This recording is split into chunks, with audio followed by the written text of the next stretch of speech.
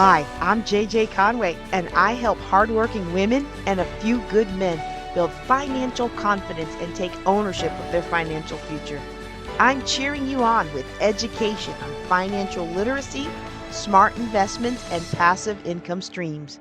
Welcome to Ladies of Wealth. Hello, everyone. Welcome to the Ladies of Wealth podcast. Our guest today is joining me for a special discussion on why high-earning women become ensnared by narcissists. His name is HG Tudor, which is a pseudonym. He is a diagnosed narcissistic psychopath. While he shares bits of his private and professional life with his adoring fans, he is most famous for his YouTube channels, which are Knowing the Narcissist and Narcissism and Psychopathy, as well as his very robust blog at narcsite.com. Through these and other social media channels, he explains to people the mindset of him and his kind, how they look at the world, how they deal with people, see people, and he expounds greatly on how a narcissist perceives his or her victim, how they see the victims to be, what they look for, why the victims are drawn to the narcissist, and what they can do about those circumstances, what the victims can do to get away from the narcissist and stay away in order to achieve freedom. HG, welcome. Is there anything you would like to add to that intro? Hello, JJ. Thank you very much for inviting me on today. No, that was a comprehensive and effusive introduction. You covered all bases, so there's nothing else for me to add there. Thank you. Well, let me thank you for the honor of interviewing for my audience today. So specifically, I want to dig into why high-powered women become ensnared by narcissists. Everybody becomes ensnared by narcissists, but I'm really looking for this to focus on this particular group. And I want to educate our audience on your basics, such as the prime aims and fuel matrix, and what steps they can take to protect themselves from falling into a relationship with the narcissist, or if they already are in one, how to get out and stay out. So with that baseline set, my first question for you is, why do you do what you do? Do you mean in terms of why do I do in educating people about narcissism, or why do I do what I do in terms of ensnaring people? Well, you know what? That's actually all of the above, but let's start. I meant, and I needed to be more clear, I meant, why do you educate people about narcissism? Okay. Something which will be a recurring theme in what we talk about, JJ, is the concept of the prime aims. And it's fundamental for people, if they want to understand about narcissists and narcissism, that they understand what the prime aims are. And then that will enable me to explain why I do what I do. The prime aims are four things: control, fuel, character traits, and residual benefits. So control means that the narcissist is able to control a person or nullify a perceived threat to control. There's lots of different ways that the narcissist will do that through manipulations. Fuel is the lifeblood of the narcissist. So you asking me a question and speaking about me in that effusive introduction gives me fuel. It validates me. And fuel, again, can come in lots of different forms. I write about it in my book, Fuel. But that is something that the narcissist seeks. Character trait acquisition is basically taking aspects of somebody else's life, personality, characteristics, and commandeering them for their own use, which is particularly applicable when we're going to be talking about high-powered women. Fourthly, residual benefits. This is a catch-all. So residual benefits might mean, and one of the most common is money. It might mean access to networks. It might mean a facade that's used. It might mean access to information. It might mean a bed for the night. It might be great sex.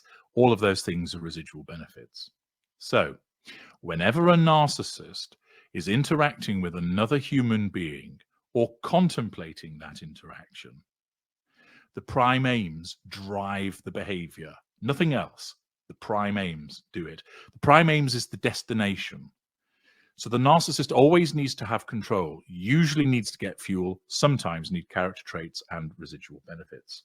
So how does that apply to what I do in educating people? Well, first of all, by providing people with brilliant information about narcissism, that allows me to control an audience, whether they're on YouTube, reading my blog, whether it's in consultation with them. Their reactions provide me with fuel. I don't actually need that from my audience because I get plenty of fuel in my private life, but I won't turn it down. It's certainly there to be obtained as a bonus, if you will. Then thirdly, the other aspect of it is the residual benefit, which is the fact that I am creating a legacy. And this links back to the issue of control.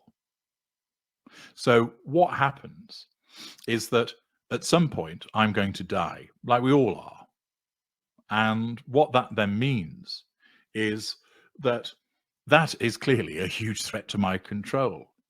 So by knowing that I have this legacy at the point that I shuffle off this mortal coil, which will be at some future point, then what will happen is that that negates that threat to control.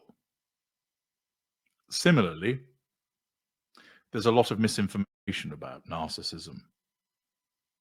And in those circumstances, that is a threat to my control because the information is incorrect. Which is one of the reasons I wanted to invite you here. Your Yeah. work is very clear, and it excels in that clarity that others just do not provide. So we were talking about the prime aims, how they're at the heart of everything that a narcissist does. The work that I do through the creation of the videos and the books that I write and the blog articles that I write enables me to assert control over an audience. It's also the case that there is a lot of misinformation and gaps about narcissism, which offends my need for control because it's wrong and inaccurate. And therefore, by providing the right information, I also nullify those threats to control. People's responses to my work, whether it's writing to me and saying, HG, I was going to take my own life, but you unraveled things for me, so I didn't do that. Or HG, you helped me with my child custody dispute with the narcissist. I think you're wonderful. Whatever it might be, that provides me with fuel. Now, I don't need that fuel because I'm well fueled in my personal life, but I'll still take it. It also means that I'm creating a legacy, which has a residual benefit because, yes, I make money from what I do, but also this links back to the concept of control, because at some point, like we all are, I'm going to die. And that's a long way off. But at the point that I'm approaching death, that is naturally a huge threat to my control. And so by knowing that I have a legacy that will live on after I die, through my books, through my videos, through what I've written, then that will negate that threat to control. So the ultimate threat to control becomes negated by me through the creation of this legacy. I also find this stimulating. As a psychopath, I need stimulation. So the interaction with people, explaining the way that I see the world, the way that my kind see the world, people's reactions to it, the discussions about it, provides me also with stimulation. So me doing this caters to the fundamental things that I require as a narcissistic psychopath. It basically gives me part of what I need. I have to find myself remembering that, because as I go and work through your extensive blog, congratulations, by the way, on 10 years of your blog. Thank you. But as I work through your blog and some of the videos and the writings, I have to keep reminding myself he's only doing this because it suits him. He's not Correct. doing this for some altruistic good, save the world, save the children, which, as someone who can be quite emotional about things, that's something where I might embark on such an extensive work to just do good. And so it's very, a lot of high-powered women will find themselves using those kinds of methods to be grounded. And it's very important to understand that just because someone is doing good in the world, and you definitely are doing good in the world, it doesn't mean they aren't doing that good to satisfy the prime aims. Correct. There are many narcissists that do what would be considered as good works, whether it's saving lives through surgery, creating great art that people enjoy, writing pop songs that people find entertaining, scoring goals on a football pitch, or going out and operating a soup kitchen, creating businesses that create jobs and so forth. So many narcissists actually do things that people would say that is a good thing. What you have to understand is the driver behind it is purely self-interest. Now, some people will say, well, I don't care. If it helps me and it's good, I don't care what that person's motivation is. Fine. Other people may say, well, at least I know. And that's one of the advantages that people have with my work is I tell you what I am from the very beginning. There are many individuals that hold themselves out as being good individuals, and they are not. But they're often unaware narcissists. Because of my awareness, I tell you, I am a narcissistic psychopath. I am in this for myself. Yes, I manipulate. However, you do not have to like me. That doesn't matter. What will happen is, though, you will learn from me, and you will learn so much that it will help you. And if you don't like me at the end of it, then you're allowed to form that view. But most people do, because I'm engaging, charismatic. And the fact is they show their gratitude because my work saves lives and livelihoods. And I think at the end of the day, as many of a podcast or video host might find that, you know, there's a lot of people out there who are doing a lot through podcast, video content, influencing, but at the end of the day, they don't necessarily have the friendships or the depth of the connections that others who are empaths might really value. And some of them will look at it, well, I get lots of appreciation all day through my bank account and the fact that my views and things like that. Now you do mention that you're well fueled in your private life. So this is just a little bit of fuel for you, but it's still quality, but it's not anything compared to your private life. And you mentioned throughout your channel and blog that the narcissist views their targets as appliances, kind of fitted into a fuel pipeline. And then many are taken off the shelf when the narcissist desires something from them, and then put back on the shelf once the narcissist achieves his or her goal. Would you explain a little bit more about appliances and the fuel pipeline? Yes. People are appliances to the narcissist, and I use that term to drive home the fact that you are not seen as a human being. You are there to serve the purposes of the narcissist.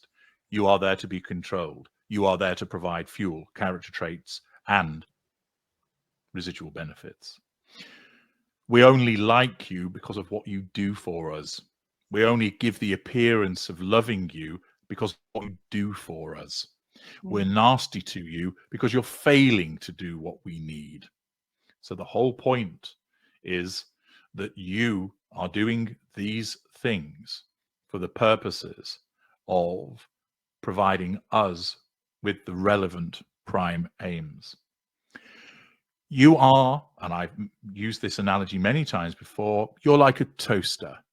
You're there to toast the bread to the degree that we require so we can eat it. No more, no less. You are a television set that when we switch you on, we want to watch a program. You are the washing machine that washes our clothes. And that's because we objectify you. That's why we're able to walk away from you so readily. You don't form an emotional attachment to your toaster. So by regarding you or anybody else as an appliance, that allows the narcissist to treat you in a particular way, whereby we just, as you've mentioned, take you off the shelf where you're a shelf appliance, interact with you, and then pop you back on the shelf, and then we don't think about you for a period of time. Many people make the mistake of thinking that the narcissist sits at home dwelling about people. We don't, because that doesn't really serve any purpose for us. And so it's important for people to understand that the narcissist interacts with you based upon what you will provide to the narcissist. And you're either a good appliance or a bad appliance. If you're a bad appliance and a malfunctioning one, you may find yourself left on the shelf or even disengaged from, and then become replaced. In the same way, your television set goes on the blink, you pop to your local electrical goods outlet and you purchase a new one. You don't tolerate the television that's no longer working, and we are the same. Non-narcissists are emotionally invested with the relationships that they have because they have emotional empathy. We do not have any emotional empathy, which means we have no conscience, we have no guilt, we have no remorse. We will use you, and you are just there to be used for our purposes. That's why we treat you the way that we do, because we simply regard you as an appliance. Oh, that's going to be a hard word for several in the audience today, but it's so true, and definitely brought clarity to some of the relationships that I have in my sphere with narcissists and narcissistic organizations, which hopefully we'll have enough time to get to that today. I'm not sure, because I've got so many questions for you. But the thing that I'm hearing is this is the way that the narcissists operate. But what I'm not hearing, and I already know the answer from your work, but can you explain for everyone else, do most narcissists know who they are? And maybe touch a little bit on the difference between narcissist versus normal and empath. Or let's just start with the first part. Do most narcissists realize what they're doing? They will recognize for the most part what they're doing, but they don't truly know why they are doing it.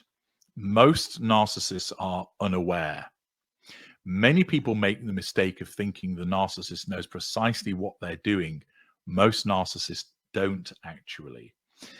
You see, the narcissist has to get to the prime aims. That's the destination. Most narcissists don't know that they're seeking control and fuel and the other things that I've mentioned. So what happens is, the narcissism can't say to the narcissist in the head, hey, narcissist, you need to control this person and get fuel out of them, because that wouldn't make any sense to them. So what the narcissism needs to do is either use the truth of what everybody else sees, or create a fabrication to motivate the narcissist to go after the prime aims. So I'll give you a quick example. A narcissist and his girlfriend walk into a bar. I know it sounds like a joke, but it's not. They go into a bar and she says to him, I will go and get the beers. At this point, there is no problem. Why? Because she's doing something for him. She's showing she's under control and she's giving him some fuel. All's good. We now move into the next moment, because it's important to understand that the narcissist operates in the moment, in the moment, in the moment, in the moment. She goes to the bar, and then the narcissist sees that she's talking to another man. Now we have a problem. Why? Because she's not focused on doing the thing for the narcissist. She's talking to another man. That threatens the narcissist's need for control. So the narcissism needs to make the narcissist get that control. So what it might cause the narcissist to do is this: believe that she's flirting with this man. Now, she actually isn't. It's a colleague that she's bumped into and she's saying hello. However, that's no good for the narcissism if he just sits there and thinks, oh, I'll let her talk to a man. He needs to bring her back under control. So, one particular type of narcissist, his fury gets ignited by his narcissism. And he strides over there and then starts saying, what's going on here then? And she's going, what are you talking about? You're flirting with him. Now, when he says you're flirting with him, he honestly in that moment believes it, because the narcissism has acted like a distortion field to, in that moment, rewrite history to make the narcissist truly believe that she's flirting with this man, so that he then feels jealous of his girlfriend, so he intervenes to bring the control back to him. She wasn't flirting, but it goes through a distortion field. Now, he doesn't know that he's seeking control. He just thinks that his girlfriend is being flirtatious, and he thinks that he's setting her straight. He doesn't understand, as an unaware narcissist, that he's doing this to get control and to get fuel by way of the reaction. So most unaware, so he knows that he's accusing her of flirting, but he doesn't know that that is a revision of history. He knows that he's calling her behavior out, but he doesn't understand the real reason why he's doing it. And that's something that many people struggle to get their heads around in terms of why the narcissist is behaving. They think, oh, he knows what he's doing. He knows that he's making this up. No. For the majority, the vast majority of narcissists, their lies are their truth. And what can happen is a narcissist could say to you, this ball is black. No, it's white. Actually, it's orange, and I never said that it was black or white. And they could say that within a space of a few seconds because the narcissism is repeatedly revising the history. Oh my goodness, that is for me one of the most strongest revelations is about how in the moment the narcissist is, and how that in the moment I really believe this, it's really true, and then the next moment it's whatever it has to do, has to happen in order to control that situation or extract fuel for that situation. And so then I believe that's true, and it's just it's like, whoa. So in essence, when the person who is being accused of the flirting is like, wait a second, you're lying, the narcissist really doesn't believe they're lying for the most part. And now you said most types of narcissists. So we'll come to that in a second. But I think it's important for people to understand, because there's so much frustration with, I get into this relationship, this person seems to be a perfect fit for me, and then all of a sudden these lies start popping up, or this starts happening. And then when we're trying to work on it, they don't believe there's a problem, because in the moment they did what they had to do to secure control, fuel, or other aims in that moment. That's right. Yeah. So more evolved narcissists are better at maintaining a narrative, better at keeping the story straight, and they are much more effective. But basically, other narcissists that are unaware, as you've pointed out, all they need is that control in the moment.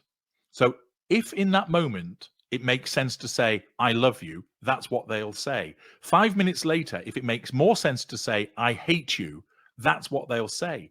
And then if you go to that narcissist, why are you saying you hate me? 5 minutes ago, you said you love me. No, I didn't.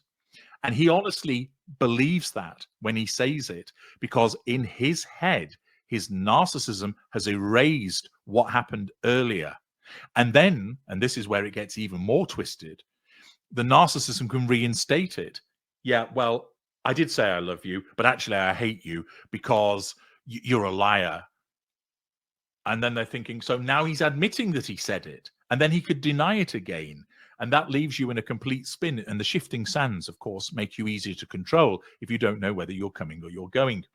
And what you find is, over time, because the narcissist, the less evolved ones, don't keep a straight story, they get caught out, because at first, you've nothing to benchmark what they tell you against.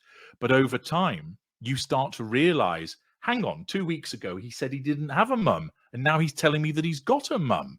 And 3 weeks ago, he said he couldn't stand watching football, and now he sat watching football. And it's because in the moment, he said, I don't like football, because that was the effective thing to do, perhaps to mirror you, to get you to like him. 3 weeks later, he wants to annoy you, so he sits watching football. And you're thinking, he's contradicting himself. In your world, yes. In his world, no. Because all that matters is the maintenance of control. Everything else is up for grabs. Everything else is a variable. So long as he gets that control, so long as he gets that fuel, it doesn't matter if he's contradicted himself 17 different times, because his narcissism denies that ever happened. And in your world, you're thinking, I can't follow what's going on here. He says this, then he says that, then he says the other. It makes no sense. But in his world, it makes perfect sense. And when you start to understand the way that a narcissist thinks and behaves, it's mind-boggling to the non-narcissist. But once you start to grasp it, it's hugely empowering for people. Oh, hugely empowering. And uh, we all know the old trope of going back to the same toxic partner, but a lot of us think that, oh, I'm going to go find somebody different this time. And I'm sure I'm not the only woman in my audience who ended up in this relationship with a narcissist and turned around and thought I was dating a different kind of man, only to find out he was also a narcissist and he was also so maybe while the first boyfriend was maybe a lesser a lesser narcissist who might use physical violence, maybe the new one was a mid-range nice guy with a strong facade of respectability. Yep. They're really at their core the same type of people looking for the same aims. So would you please walk us through the different types of narcissists? Okay. Well, this is an expansive topic, JJ, of which I've got many, many videos and blog articles about. So I'll provide an overview and simply say to those listening, if you want to understand more about the different types of narcissists, watch my work, read my work, go in the knowledge vault. There's lots of stuff there. But in order to categorize narcissists, I've done away with the terms covert, grandiose, vulnerable, etc., because I don't think they are helpful in terms of understanding the particular types of narcissist. It's too wide. You can talk about grandiose behaviors, vulnerable behaviors, that's fine. But referring to a covert narcissist can describe lots of different types of narcissists, so it's too wide. So I came up with categorizations whereby you have lesser narcissists. They don't operate with the facade. What you see is what you get. That's the most distinguishing factor about them. They are unaware. Mid-range narcissists, they operate with different types of facades. They are also unaware. Greater narcissists, they also operate with facades. They know what they are. And then there's the ultra, which is me. Now, amongst those other categories of lesser, mid-range, and greater, I break them down into subcategories. So you have the lower lesser. He's your out-and-out loser. The person that beats up people, doesn't have a job, isn't particularly clever. Middle lesser will have some mid-range behaviors, perhaps relies more on silent treatments, maybe in and out of work, will often use physical violence, often doesn't have much going for them in terms of charisma. Then you have upper lesser A, the affable asshole, who on the face of it is rather charismatic, but entirely superficial, often can be particularly promiscuous. They can often be quite successful as well. Upper lesser type B, bullying, bombastic, and brash. My way or the highway. Again, there's no facade. They call it as it is. So those are the four types of lesser. Mid-range narcissists, lower mid-range, they are an amalgam of lesser behaviors, but they operate an intermittent facade. So they can be a little more difficult to spot. They tend to be like a bit of a rough diamond. They think they are a decent person, but they struggle to keep the facade in place. Middle range A, the overwhelming angel, thinks they're a really lovely person, but they interfere in other people's lives. They tell people what to do. They think that they're kind, but behind the scenes, they're awful to their partner. Middle range type B, the crybaby. Lots of pity plays, sympathy symphonies, turns on the waterworks to get sympathy. It's always, why is it always my problem? Why is it always my fault? Why does this always happen to me? Upper mid-range operate with a facade of superiority. I am the best, and often they are. So they're using the truth of their abilities, but they're haughty, dismissive, often particularly charismatic. Those are all of the unaware narcissists. Then amongst the greaters, you have lower greater, often found in the military and politics, middle greater, often found in entertainment, pop stars and actors and such like, and then upper greaters who are pretty rare and tend to move in between the lines. They tend to be eminent greases, the ultimate master manipulators. So that's a very quick overview of them. There's so much material linked to all of that. Most people will come across lessers and mid-rangers on a personal level. They may well be governed by a greater. They may well buy the music of a greater. They may well read the books of a greater. But usually in terms of your interpersonal relationships, you end up with lesser and mid-range because there's a lot more of them. Well, this is definitely opening up some eyes. Just even your descriptions, it's just like the rest of your lexicon is so precise. I greatly appreciate it. Just the descriptions and being able to go find the videos and the work of your knowledge vault to match those descriptions and learn more about those different types of narcissist is going to help people break free. And I stumbled upon your work because someone posted about consulting with you and how they possessed several empathic traits. And I read the list and was like, what? That's me too. And I'm not really that in tune with other people's feelings. I can pick up on them, but most of the time I'm like, I do not take blame for your feelings. That's your problem. So I never would have thought that I would be considered an empath, but I was intrigued. And so I bought your empath director and was shocked to see that my propensity for second chances, fighting for justice, seeking truth, all make me a juicy target for narcissists. And so would you share with our audience how some of these traits, which are shared across many of the high earning and high powered women that I know, some of these traits that they might actually love about themselves could be making them a target? Okay. So let's take a high powered female empath. So what do we mean by high powered? Well, one should imagine somebody that is successful in their career or their field, possibly somebody who earns very good money. They may well be famous, prominent. They might be the CEO of a business. They might have founded a business. So that type of individual. So we understand what we mean by a high-powered individual. High up within an organization, political organization, an academic organization. Why would a narcissist be attracted to that person? Well, first of all, because they're an empath, that signals to the narcissist that that person is easier than non-narcissists to ensnare. Why? Because empathic people have an addiction to narcissists.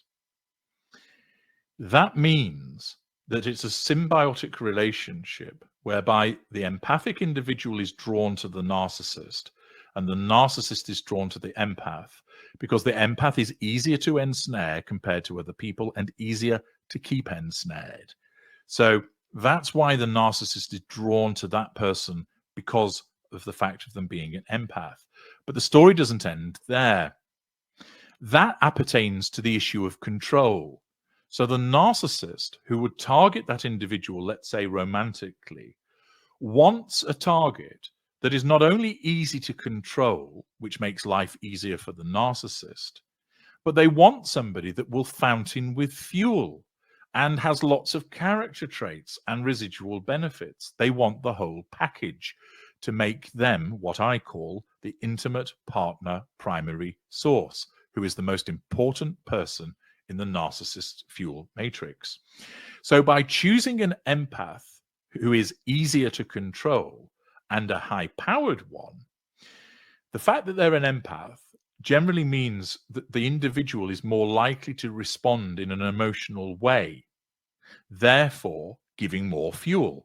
Another prime aim has been ticked, and not just ticked, but really fulfilled. A high-powered individual will invariably have lots of interesting characteristics. They may be able to speak different languages. They've traveled the world. They perhaps have been to university and they know a lot about a particular subject. They might know a lot about quantum mechanics or such like. That fact that they have all of these different characteristics to their personality proves attractive to the narcissist, because the narcissist can use that target's traits to pass them off as their own, to make the narcissist look good vis-a-vis third parties, making it easier to control those third parties. So let's take a male narcissist who ensnares a high-powered female empath, and she's traveled the world. So when she's been to Rome, all her experiences of Rome, the narcissist steals for himself and passes it off as if he's been to Rome. Her prestige and knowledge about a particular subject, the narcissist will pass it off. And remember, certain narcissists are very good at portraying a degree of knowledge, but only to a superficial level. But the victim doesn't realize that. And most people are very trusting. So they accept what they're being told, and they don't immediately start cross-examining that person to try and learn more about whether their knowledge is as extensive as it appears. Fourthly, a high-earning victim target provides a considerable residual benefit. A high-powered female empath may well have great networking capabilities, have access to lots of different opportunities, may be privy to certain information that is very useful to have. All of those things are residual benefits. Similarly, that high-powered individual may well help the narcissist with a facade of success. Look at me. My girlfriend is the CEO of ABC Incorporated. It makes him look good. Hey, if I'm able to have a girlfriend who's this high-powered individual, that must tell you that I'm a brilliant individual to have her as my girlfriend in the first place. So a high-powered target. Now, let's not lose sight of the fact that narcissists target people from all different walks of life for lots of different reasons. And if time allowed, I could go into all of those, but we won't today because the focus is on high-powered individuals. So the high-powered individual proves attractive to the narcissist by virtue of being an empathic individual that's easy to control, one that fountains with fuel, has lots of character traits, and has lots of residual benefits. So that's why they're such a target. Now, the other question then becomes, well, surely some kick CEO or professor of chemistry or some individual who has grafted and built up her business from scratch and now has turned it into a multi-million-dollar turning over operation. Surely they're going to be a bit long in the tooth and a bit, they've built up a hide and they spot this chancer and narcissist coming along. Surely as a hugely intelligent woman with a brain the size of Canada, she'll be able to recognize that this narcissist comes along. No. I have advised CEOs, NASA scientists, professors at Ivy League universities, and so forth, both male and female, who've been caught by narcissists. Why do they get caught? Two main reasons. One, they don't know what to look for. And two, they experience something that's called emotional thinking. When you're addicted to the narcissist, you suffer emotional thinking, which basically causes you to fail to pick up on the red flags that exist. You either don't see them or you do, and you put them to one side. There it is. Red flag. One of my books, which everybody should read so they recognize what those red flags are. Now, when an individual is being love bombed by the narcissist, it feels good. And for instance, let's say that high-powered individual is short on time. So along comes a narcissist who decides, hey, your dry cleaning needs picking up. I'll go and do it for you. Would you like a latte? I'll pick one up for you. So in order to bring that high-powered individual under control, he runs around almost like a personal servant. Now, you might think, why would a narcissist do that? Why would they be subservient? But it's because the narcissist stands to gain. And so a high-powered individual who finds somebody that makes time for them, is always available when they need to be, that proves rather attractive. Everybody likes to be complimented and flattered, which the narcissist will lay it on thick. And then, of course, because either they don't recognize narcissists or if they have some knowledge about them, their interaction with the narcissist causes their emotional thinking to soar. So they basically are governed by an emotional response rather than logic. So rather than thinking, hang on a second, I've only just met this man. He wants to spend all available time with me. He's pinging me with 100 text messages a day. He's bought me 3 gifts in 2 weeks. That's over the top. Instead, the emotional thinking says, he's really into you. He really likes you. The texts are really fun. Isn't it nice having somebody who's so interested in you? Ooh, that Tiffany bracelet, it's gorgeous. Isn't he so thoughtful and tasteful picking that? And you basically don't see what's going on until it's far too late. You see my reactions over here. I'm like almost word for word, like, ooh, know, because I've Yep. definitely lived that experience. And just to hang on to this for a little bit, I want to get your words right, so I'm using a card for it. From your blog post, The Victim, you make some comments about how one has that instinctive knowledge that someone is an ideal victim. How do I Yep. know? Do you smell different? Do you have V stamped on your foreheads? No, but you may as well have. It is the capacity to assimilate so many signals that you broadcast in an instant, collate them, interpret them, and then the conclusion is reached. Ideal victim. You stand out. Your aura glows around you and tells me that you are prey. It might be your gait, the way you hold your bag, the manner of your conversation, should you be on your mobile phone, the way you picked up the bottle of water and then replaced it and chose another, or the way you looked around yourself before taking a step forward. There is a multitude of signals which combine and are broadcast to me. My cold reptilian mind assesses the information in an instant. You may appear in my field of vision, and those signals come racing from you, victim. It is if I have breathed in deeply through my nose and picked up the scent of weakness, the stench of vulnerability, and the odor of susceptibility. How does an empath stop broadcasting these signals? You can't.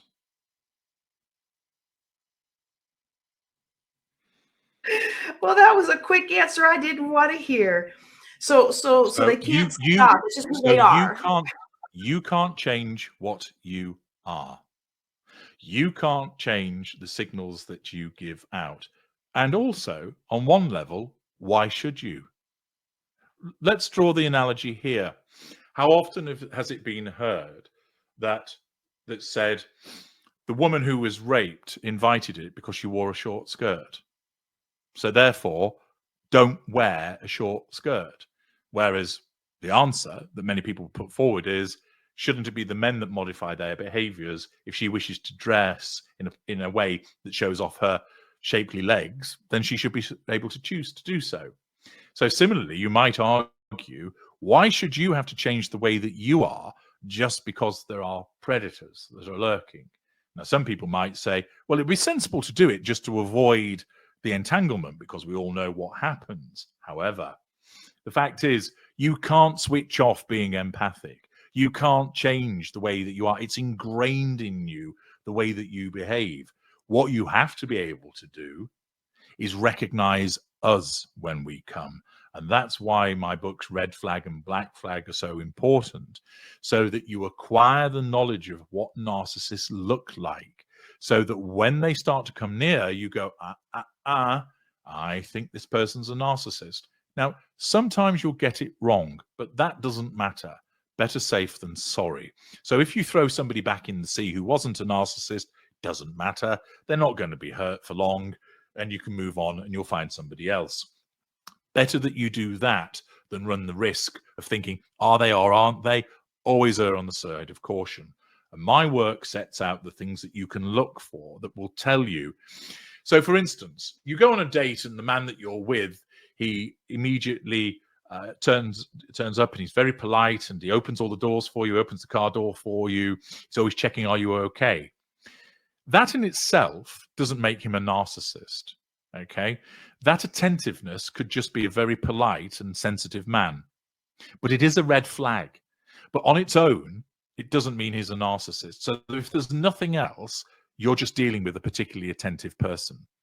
But if we get lots of different red flags in the interactions, then you're more than likely dealing with a narcissist. So you need to back away. So for instance, if you're on a date with somebody and they're particularly attentive and they're always complimenting you, and some of the compliments don't really land right, you think, yeah, I'm not bad looking, but I'm not stunning. And this guy's going on as if I'm an absolute model.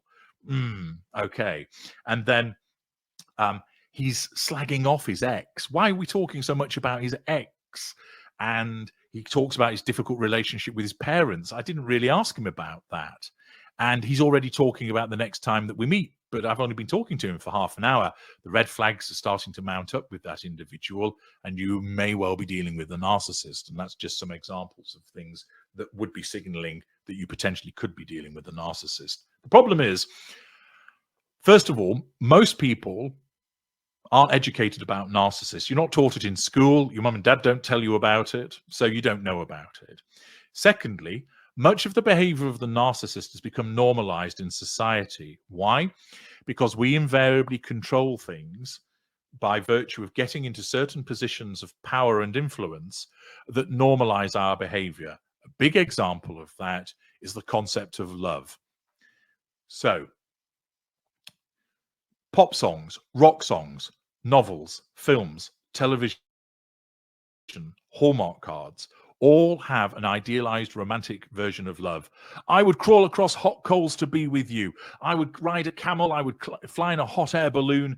I would commandeer a 747 just so long as I could get back to you and taste the sweetness of your kiss. That's not normal. But people think, oh, isn't that romantic? Isn't that wonderful that he would do all of that for me? That's a narcissist speaking. So when the narcissist talks about, I can't stand to be without you, my life is at an end, it feels like an icy dagger has been driven into my heart, I haven't slept in days because of the fact that you're away from me. All of that is a narcissist talking, and it makes people think that standing in the rain reciting poetry is the right way to go about it.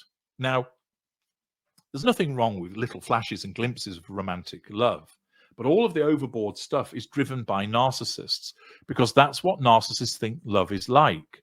And I've come to learn that love is about respect and patience and understanding and being giving of your time and listening and being compassionate. The only trouble with all of those things, they're not very exciting.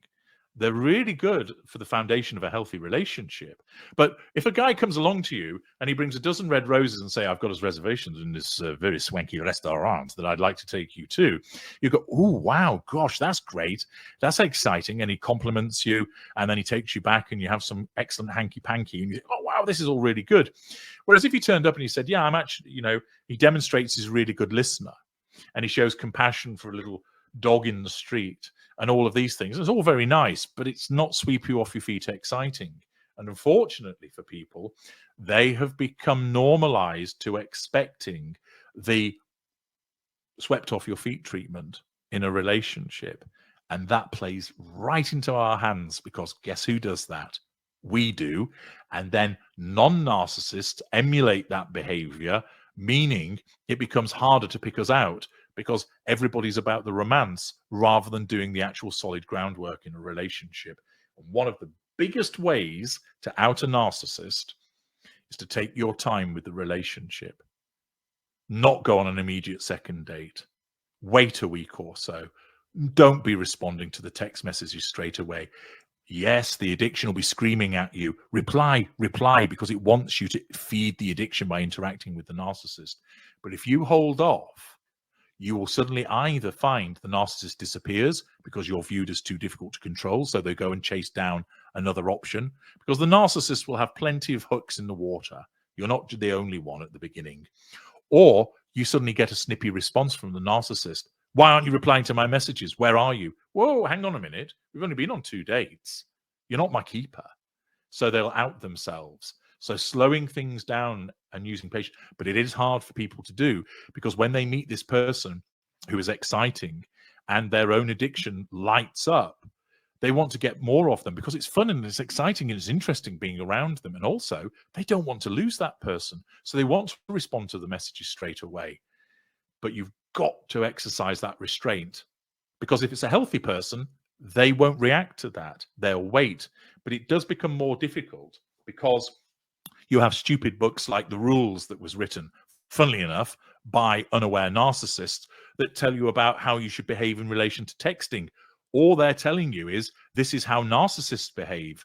And so what do people do? Oh, right. If he doesn't contact me immediately, that means that he's not interested. No, it doesn't. It means that he's actually a healthy individual who's got a job, quite possibly got a family from a previous relationship. He's got children to look after. He's got hobbies and friends. That's why he's not texting you immediately. He might respond and say, really enjoyed last night. I'll get in touch to see you again.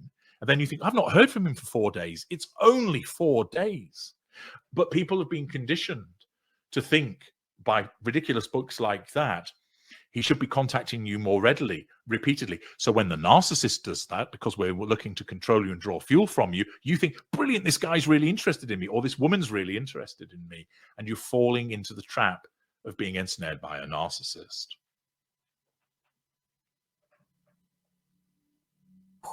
Yep, I think your interview today, the points that you brought out, are really going to help a lot of people identify the narcissists in their lives.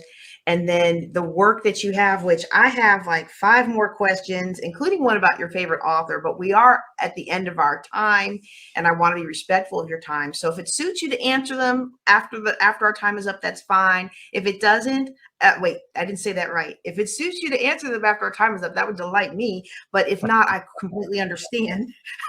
But before we go, there's so many resources you have, including one of the big concerns that I've seen from women, like, what about my children? And so you have resources on how narcissists are formed.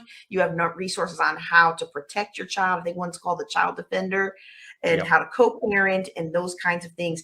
Would you let the audience know how to get a hold of you and how to access your very exquisite work? Certainly. There is massive amounts of free material. I've got thousands of videos on my YouTube channel, which is Knowing the Narcissist, HG Tudor, the Ultra, and a smaller channel called Narcissism and Psychopathy with HG Tudor, which JJ kindly referenced earlier on. I have a blog which has got hundreds of articles for you to read. That's Narcsite, spelled NARCSITE.com. Those articles link onto Facebook, Knowing the Narcissist page there. I'm on X under Knowing the Narcissist HG Tudor. There are all of those platforms. There are thousands of videos and hundreds of blog articles that you can watch and read for free. Also, seeing the links that exist on the videos and also on narcsite.com. You can use the narc detector to find out if somebody is a narcissist. You can use the empath detector to find out if you're an empath or not. You can book an audio consultation with me and join thousands of people who've spoken to me, and I help unravel what you're doing. And I have something called the Knowledge Vault, where there are over 200 Before products you get into the and knowledge services vault, in there. you blanked out on that last. Could you just say that last point again? Okay. Before you go into the knowledge vault, you had okay. Yep. So on narcsite.com, you can organize a narc detector to determine is somebody a narcissist or not, and the reasons why they are or are not a narcissist. You can do the empath detector to determine if you're an empath or not. You can also book an audio consultation with me and join the thousands of people that have spoken to me, so I can unravel the narcissist behavior to help you understand. I can help you with your no contact regime, and I can help you understand how you deal with the narcissist, get away from the narcissist, stay away from the narcissist, understand more about yourself and why you're vulnerable, how we can help you stay away from the narcissist moving forward, move on from them. And there are thousands of people, and you can see the testimonials with regard to those that have been helped. I also have the Knowledge Vault, which again you access through narcsite.com. That has over 200 products and services which tell you about how to stop the hoovers, how to co-parent with a narcissist, how to handle a parental narcissist, how to handle a narcissist at work, how to achieve zero impact, child defender, which JJ referenced. So there's lots of material in there. Have a look through, and it's all reasonably priced. Sometimes I run sales on the material as well. So you can either access the free material, book to speak to me, access the paid material. But what I will guarantee you this: if you do as I tell you and you utilize my work and follow what I tell you, you will succeed. Every single person that has followed what I've told them has achieved freedom, and you will too.